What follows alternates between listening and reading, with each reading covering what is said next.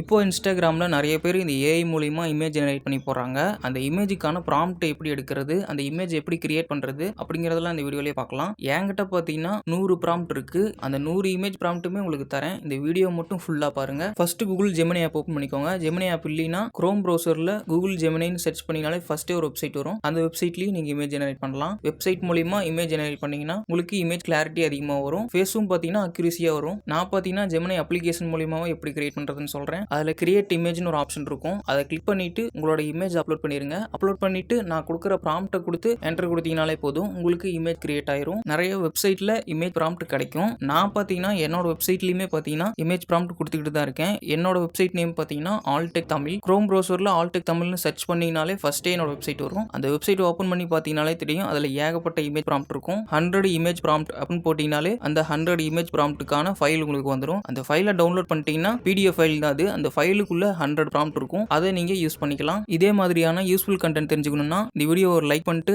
நம்ம சேனலை சப்ஸ்கிரைப் பண்ணி வச்சுக்கோங்க.